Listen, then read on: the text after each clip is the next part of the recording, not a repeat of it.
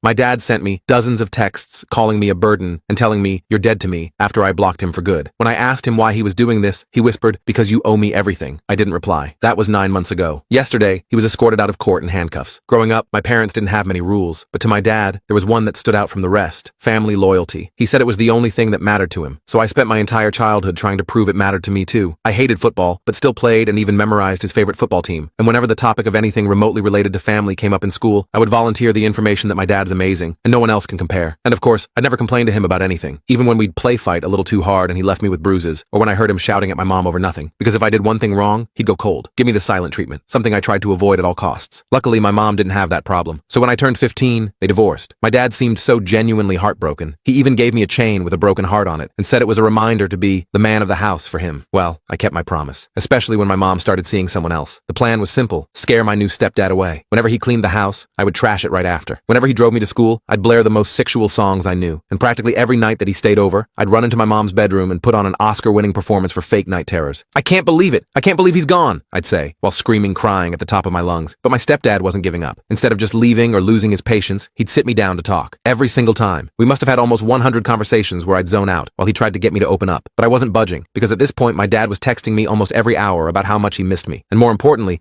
making me promise that I was doing everything I could for him to come back. It wasn't until I forgot to text my dad back for a whole day that I finally opened up, because as punishment, he was ignoring me for a week straight. I told him everything. How my dad had sent me money in exchange to make my stepdad's, life hell. How he told me I was a horrible son if I didn't. I even showed him my bruises and injuries. My stepdad's face contorted for a second, and he seemed genuinely disgusted. But then his face returned back to normal, and he lunged at me for a hug. "You are so strong and so precious. I will do everything I can to protect you," he said. Up until that point, it was the most unconditional love I'd received from a male role model, and within seconds, I had tears running down my face, and I was getting snot all over his t-shirt. "Please, please, please don't tell my dad." He pinky promised me that he wouldn't tell my dad, and he wouldn't tell my mom either. That night, I couldn't sleep. My mind was replaying memories of my dad, ones that I had always tried to push away, ones that made him look really bad, like when he shouted at my mom that she was the W word because she wanted to wear a dress above her knees, or when I asked him why he wasn't as nice as the other dads at school, and he started throwing things at me. Suddenly, all my fear was replaced with a deep sense of anger, the type of anger that starts growing in your chest and fills your entire body. So I blocked him on everything. I deleted every photo we had together and finally threw out his BS broken heart necklace. I never wanted to see him again. Unfortunately, life isn't that easy, but the first few weeks were bliss. For once, it didn't feel like I was being monitored 24/7. I could do things like talk to friends or smile at strangers without being told I was a shitty, unloyal son. And turns out, my stepdad is actually pretty great. I didn't feel judged while talking to him, and he listened without shouting at me to man up. But little did I know, my dad wasn't letting go as easy as I thought he was. And what he did next was something more sinister than I could have ever imagined. And soon, he wouldn't just make our family crumble, but our lives too. Robert, my stepdad, noticed the change right away. He didn't make a big deal out of it, but I caught him smiling at me more. One night, he asked if I wanted to help him make dinner. We made this ridiculous mess trying to make homemade pizza, and I actually had fun. My mom came home and found flour all over the kitchen and both of us laughing. She looked so happy she almost cried. I started opening up to Robert more, not about everything at once, but little by little. He never pushed, just listened. When I told him about how my dad made me play football even though I hated it, Robert asked what sports I actually liked. I mentioned basketball, and the next weekend, he took me to a court and we just shot hoops for hours. He was terrible at it, which made it even better somehow. His shots would go wildly off target, sometimes not even hitting the backboard, and we'd both end up laughing until our sides hurt. "You know," Robert said while we were taking a break, "it's okay to like what you like. You don't have to pretend to be interested in things just because someone else wants you to be." Such a simple thing to say, but it hit me hard. I'd spent so long trying to be what my dad wanted that I barely knew what I actually enjoyed anymore. About 3 weeks after I blocked my dad, I was helping Robert clean out the garage when my mom came running in, looking pale. "Your father just called me," she said, her voice shaking. "He's furious that you've blocked him. He's threatening to take me back to court for alienation." My stomach dropped. I hadn't told my mom about blocking him. I hadn't told her much of anything about what had been going on. Robert gave me a look that said it was my choice what to share. I took a deep breath and told her a simplified version. That dad had been making me spy on them and try to break them up, that I'd gotten tired of it and blocked him. I left out the money and the worst of what he'd said. She didn't need that pain. Mom looked devastated. "Why didn't you tell me? I could have helped." Her eyes filled with tears, her hands trembling as she reached for me. "He said you'd choose Robert over me if you knew," I admitted. "And I was scared." She hugged me so tight I could barely breathe. Robert stood awkwardly to the side until Mom reached out and pulled him into our hug too. We stayed like that for a while, this weird little family unit that somehow felt more real than anything I'd experienced with my dad. The next day,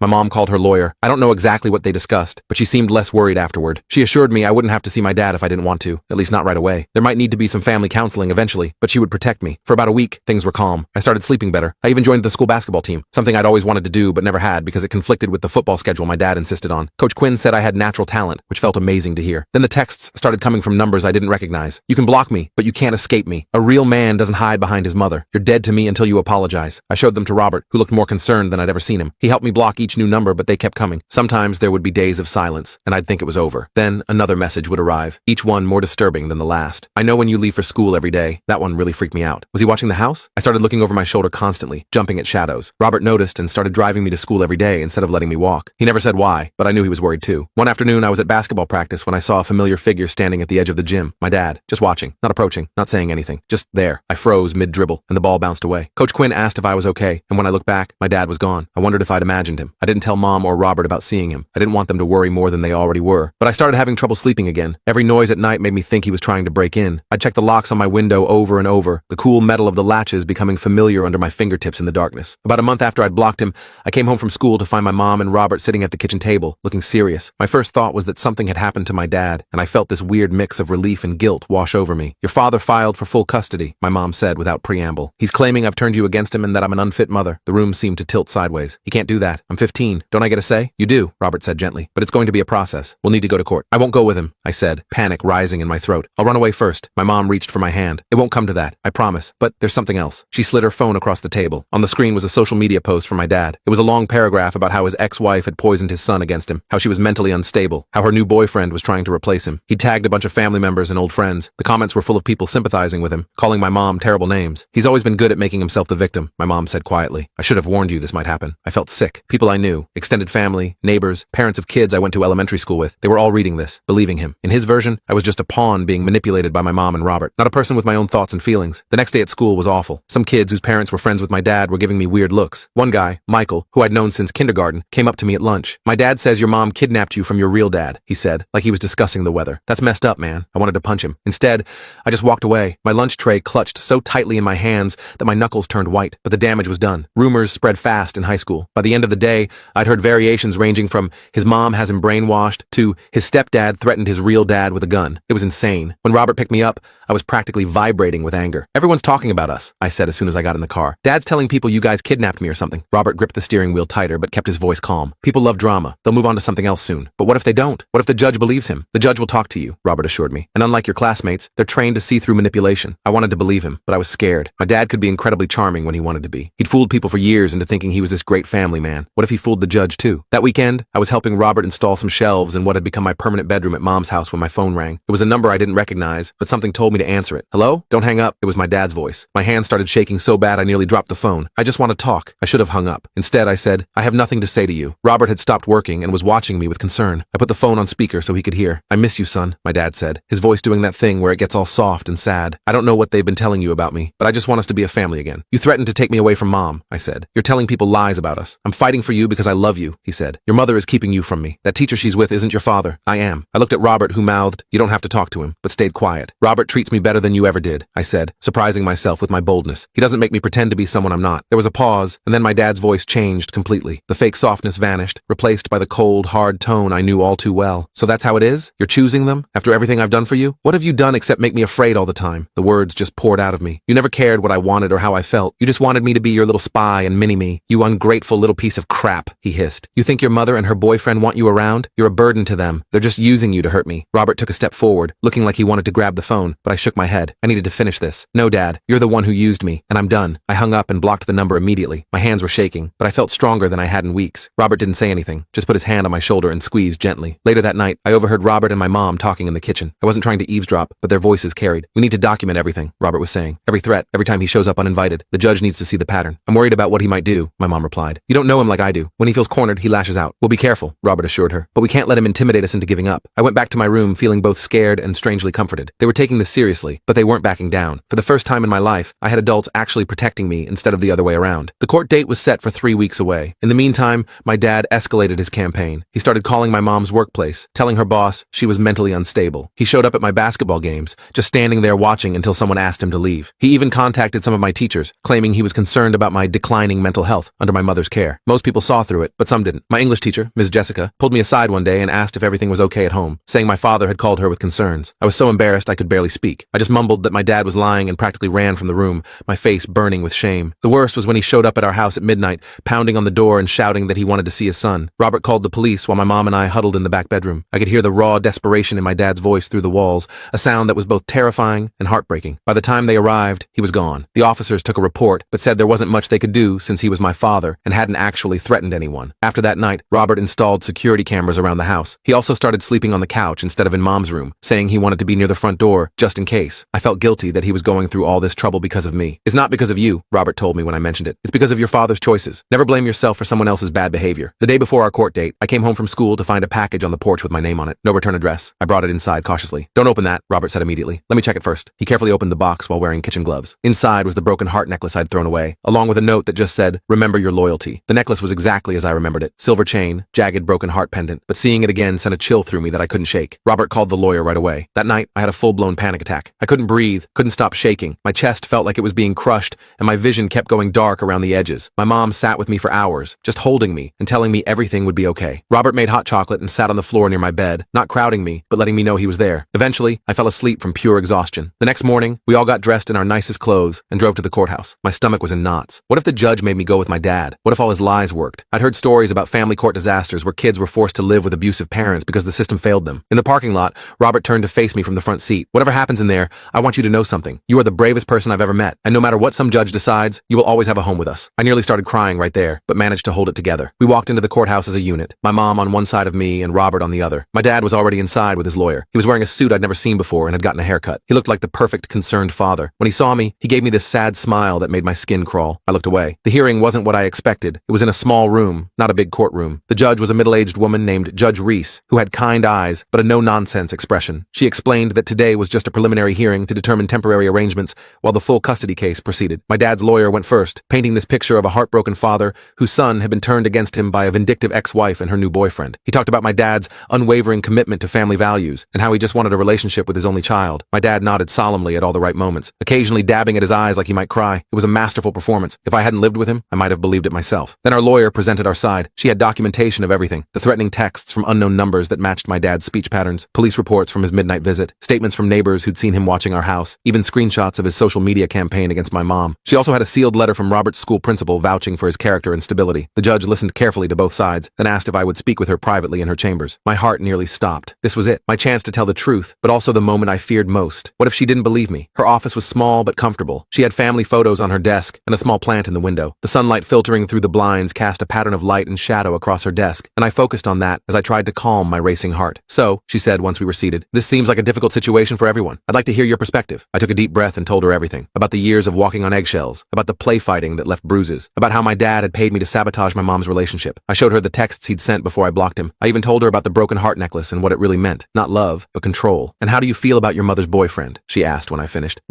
He's what I always thought a dad should be," I said honestly. "He listens to me. He doesn't get mad when I like different things than he does. He makes me feel safe." Judge Reese nodded thoughtfully. "And if you had a choice, where would you prefer to live?" "With my mom and Robert," I said without hesitation. "I don't want to see my dad at all right now. Maybe someday, with a counselor or something, but not alone. I don't feel safe with him." She thanked me for my honesty and we returned to the hearing room. My dad glared at me as I walked past him to sit with my mom. I felt a momentary flash of the old fear, but Robert put his hand on my shoulder and I remembered I wasn't alone anymore. Judge Reese announced her temporary decision. I would continue living with my mother full-time. My father would have no visitation for now, but could petition for supervised visits after completing a parenting class and anger management program. There would be a temporary restraining order preventing him from coming to our home or my school. My dad exploded. There's no other word for it. He jumped up, face red, shouting that the judge was biased, that this was all a conspiracy against him. His lawyer tried to calm him down, but he shoved the guy away. "This is your fault," he yelled, pointing at me. "After everything I did for you, you're dead to me, you hear me? Dead!" Court officers moved toward him immediately. Judge Reese banged her gavel and ordered him removed from the courtroom. As they escorted him out, still shouting, I sat frozen in my chair. Even though I'd seen this side of him many times, watching him lose control in public was shocking. The mask had finally slipped where others could see it. The judge apologized to us for the outburst and said his behavior would be noted in her final custody determination. Our lawyer looked pleased. My dad had basically proven our case for us with his meltdown. As we left the courthouse, I felt lighter somehow, like a weight I'd been carrying for years had finally been lifted. My dad couldn't hurt us anymore, at least not legally. The restraining order meant he had to stay away. "Are you okay?" Robert asked as we walked to the car. I thought about it for a moment. "Yeah," I said. "I think I actually am." That night, we ordered pizza and watched movies together. Just a normal family night. No one mentioned my dad or the court hearing. It was like we all needed a break from the drama, a chance to just be together without fear hanging over us. As I was heading to bed, Robert stopped me in the hallway. "I'm really proud of you," he said. "What you did today took incredible courage." "I was terrified," I admitted. "That's what makes it brave," he said. "Doing something even though you're scared." I nodded, too tired for a deep conversation but appreciating his words. As I turned to go to my room, he added something else. "By the way, I signed the permission slip for basketball camp this summer, if you still want to go." I'd mentioned the camp months ago, but had assumed it was out of the question with everything going on. The fact that Robert remembered, that he was planning for a normal future where I got to do normal kid things, hit me hard. "Yeah," I said, my voice a little rough. "I'd like that." I went to bed that night feeling something unfamiliar, hope, not just for tomorrow or next week, but for my future. For the first time,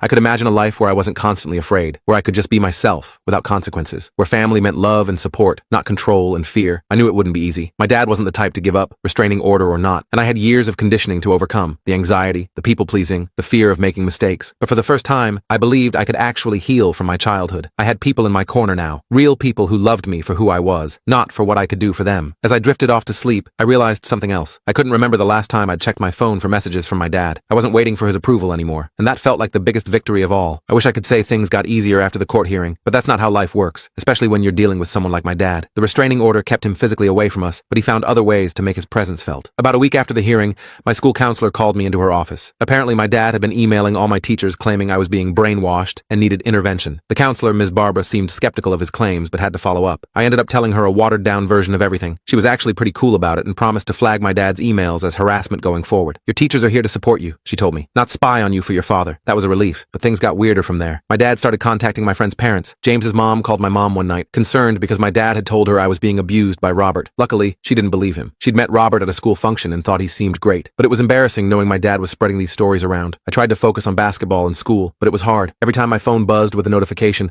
my heart would race, thinking it might somehow be him. Robert noticed and suggested I change my ringtone and notification sounds. Such a simple thing, but it actually helped break that automatic fear response. One night, about a month after the court hearing, I woke up around 2 a.m. needing to pee. As I walked past the living room, I noticed Robert was still up, sitting in the dark with just his laptop screen illuminating his face. He didn't see me, and I was about to continue to the bathroom when I heard him talking quietly on the phone. I understand your concerns, he was saying, but he's been through enough. The last thing he needs is more conflict. I froze, realizing he was talking about me. No, I don't think that's a good idea, Robert continued. Let's give him some time. He'll reach out when he's ready. I backed away quietly and returned to my room, forgetting about the bathroom entirely. Who was he talking to? It couldn't be my dad. Robert would never go behind my back like that, but it was definitely about me. The next morning at breakfast, Robert looked tired but normal. He didn't mention any late-night calls, and I didn't ask. Part of me was afraid to know. A few days later, I came home from basketball practice to find an unfamiliar car in our driveway. My first thought was that my dad had somehow gotten around the restraining order, and I nearly turned around and ran. But then the front door opened, and Robert stepped out with a woman I'd never seen before. Hey, he called when he saw me hesitating. Come meet someone. I approached cautiously. The woman was maybe in her 50s, with graying hair and my dad's eyes. With a shock, I realized who she must be. This is Karen, Robert said. Your grandmother, my dad's mother. I'd met her exactly twice in my life, once when I was too young to remember, and once at a family funeral when I was 7. My dad had always said she was too busy to visit, but I'd overheard enough arguments to know they didn't get along. Hello, she said, looking nervous. You've grown so much. I just stood there, not sure what to say. What was she doing here? How had she even found us? Robert sensed my confusion. Karen reached out to your mom last week. She's been trying to contact you for years, but your dad, he told me you didn't want to see me, Karen finished. That you weren't interested in knowing his side of the family. Another lie. I wasn't even surprised anymore. Why now? I asked. I saw the court records, she said. I've been worried about your father's behavior for a long time. When I read what happened, she trailed off, looking pained. We went inside, and my mom joined us in the living room. It was awkward at first. Karen kept looking at me like she was trying to memorize my face. I learned that she'd been trying to be part of my life since I was little, but my dad had systematically blocked her attempts. He told her I was too busy with sports to visit, or that I had specifically said I didn't want to see her. I should have tried harder, she said, wiping away tears. I knew how your father could be. I lived with it myself. That caught my attention. What do you mean? She exchanged glances with my mom, who nodded slightly. Your father's behavior, the control, the manipulation, the anger, he learned it from his father, Karen explained. My husband was not a kind man. I left when your father was 15, much like you are now. So dad was like me? The thought was disturbing. In some ways, she said carefully, but he made different choices as he grew up. I tried to get him help, but he refused. He became more like his father every year. We talked for hours. Karen had brought old photos of my dad as a kid, smiling, normal-looking photos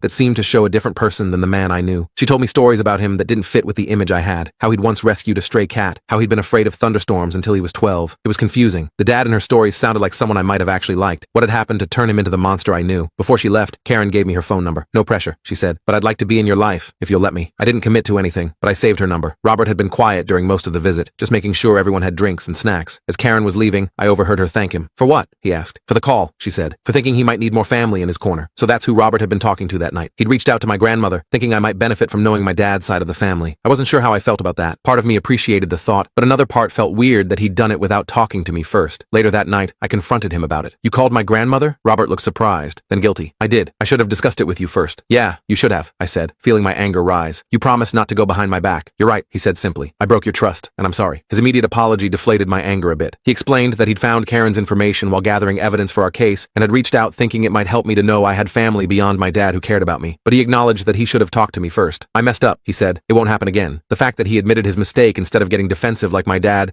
would have made it hard to stay mad. I told him I needed time to process everything, and he respected that. Over the next few weeks, I texted with Karen occasionally. Nothing deep, just getting to know each other. She never pushed for more than I was comfortable with, which I appreciated. She sent me a few more old photos and told me stories about my dad's childhood that helped me understand him a little better. Not enough to forgive him, but enough to see him as a person who'd been damaged rather than just a monster. Meanwhile, my dad had been suspiciously quiet. No more calls to to the school, no more contacting my friend's parents. Our lawyer said he'd completed the court-mandated parenting classes and anger management program in record time and was petitioning for supervised visitation. The thought of seeing him again made my stomach hurt. I talked to my therapist about it. Yeah, I had a therapist now. Robert had found one who specialized in family trauma, and I'd been seeing her weekly. Dr. Taylor was pretty cool, not at all what I expected a therapist to be like. She didn't make me talk about my feelings if I didn't want to. Sometimes we just played basketball in her office with this mini hoop she had on her door. You don't have to see him if you're not ready, Dr. Taylor told me when I brought up the visitation request. The court will take your wishes into account. But what if I'm never ready? I asked. What if I never want to see him again? That's a valid choice too, she said. But I think what you're really asking is whether you should give him another chance. She was right. Part of me was curious about whether he'd actually changed. The stories from Karen had complicated my feelings about him, but the fear was still there, lurking beneath the surface. Here's what I suggest, Dr. Taylor said. Write him a letter, not to send, just for yourself. Put down everything you want to say to him, good and bad. It might help clarify your feelings. I tried it that night. I started writing and couldn't stop. Page after page of anger, hurt, confusion, and even some good memories that I'd almost forgotten. By the time I finished, it was past midnight and I had 10 pages of messy handwriting. Reading it over, I realized something important. I wasn't ready to see him yet, but I didn't want to cut him out of my life forever either. I wanted the chance to have a real father someday, if he could actually change. I decided to agree to supervised visitation, but with conditions. It would be in Dr. Taylor's office, not the usual visitation center, and Robert would be allowed to wait in the outer office in case I needed to leave. The day of the visit arrived faster than I expected. I barely slept the night before and felt sick to my stomach all morning. Robert drove me to Dr. Taylor's office, giving me a pep talk the whole way. Remember, you can leave any time, he said. You're in control here. My dad was already in Dr. Taylor's office when we arrived. He looked different, thinner, with dark circles under his eyes. He stood up when I walked in, then seemed unsure what to do. No hug, no handshake, just an awkward nod. Dr. Taylor explained the ground rules. No raising voices, no physical contact unless I initiated it, no discussing the court case. My dad agreed to everything without argument, which was new. The first 10 minutes were excruciating. We made painful small talk about the weather and my basketball team. Then there was a long silence that no one seemed willing to break. Finally, my dad cleared his throat. I've been seeing a therapist, he said, like a real one, not just the court-mandated stuff. I didn't know what to say to that, so I just nodded. He's helping me understand some things about myself, my dad continued, about why I act the way I do. It's not an excuse, but he trailed off, looking at his hands. I'm trying to be better. You've said that before, I pointed out, after you and Mom split up. I know, I wasn't really trying then. I was just saying what I thought would get you on my side. His honesty surprised me. This time is different. I'm doing it for me, not to convince anyone else. We talked for the full hour. It wasn't some magical reconciliation. There were awkward silences and moments where I could see his old anger flaring up before he controlled it. But it was the most honest conversation we'd ever had. Near the end, he mentioned seeing Karen. Your grandmother told me she visited you, he said. I was angry at first, but my therapist helped me see that was selfish. You deserve to know your family. When our time was up, he didn't try to hug me or make plans for another visit. He just said he hoped I'd be willing to meet again sometime, but that he'd understand if I wasn't ready. I walked out to the waiting room where Robert was reading a magazine. He looked up anxiously, clearly trying to read my expression. It was okay, I said. Not great, not terrible, just okay. He seemed relieved. Okay is a good start. Over the next few months, I met with my dad every other week. Each time got a little less awkward. He was different. Still my dad,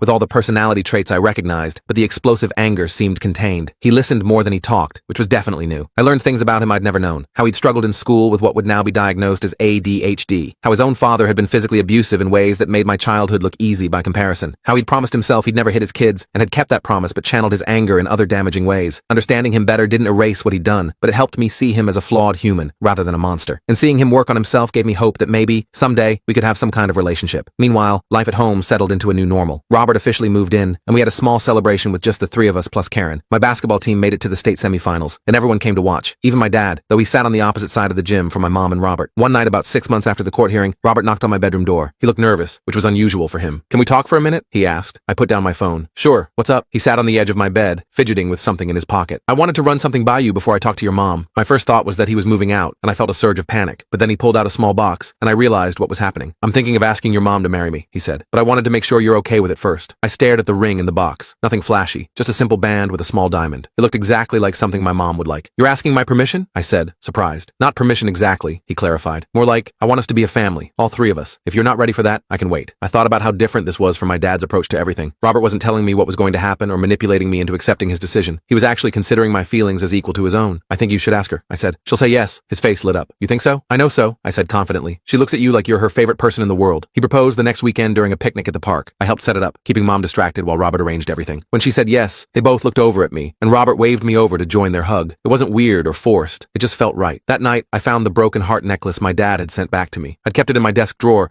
not wanting to throw it away again, but not wanting to see it either. I took it out and looked at it for a long time, thinking about everything it represented. The manipulation, the control, the twisted idea of loyalty my dad had tried to instill in me. Then I put it in an envelope along with a short note. I'm keeping this as a reminder of where we've been, but not where we're going. Your son. I mailed it to my dad the next day. He never mentioned receiving it, but at our next meeting, something was different. He seemed more at peace, less like he was trying to win me back, and more like he was just trying to know me. It's been a year now since that first court hearing. Things aren't perfect. They never are in real life. My dad and I still have awkward moments, and I doubt he'll ever be the father I wanted as a kid. But we're we're building something new, something based on who we actually are rather than who he wanted us to be. Robert and my mom got married in a small ceremony last month. I was the best man. My dad was invited, but chose not to come, which was probably for the best. Karen came, though, and brought old family photos for a memory table. Some of my basketball teammates were there too, along with Robert's family, who have all been amazingly welcoming to me. Yesterday, Robert asked if I'd be okay with him legally adopting me. Not to replace my dad, he explained, but to make official what we already feel, that we're family. I'm thinking about it. Part of me loves the idea, but another part worries about how my dad will take it. Dr. Taylor says that's normal. Balancing my needs against others' feelings is part of growing up. I don't know what I'll decide about the adoption or what the future holds with my dad, but for the first time in my life, I'm not afraid of making the wrong choice. I know that my worth isn't tied to pleasing someone else, that real family supports you no matter what, and that loyalty should be earned, not demanded. And that broken heart necklace? I don't need it anymore to remind me who I am or where I belong. I found my real home.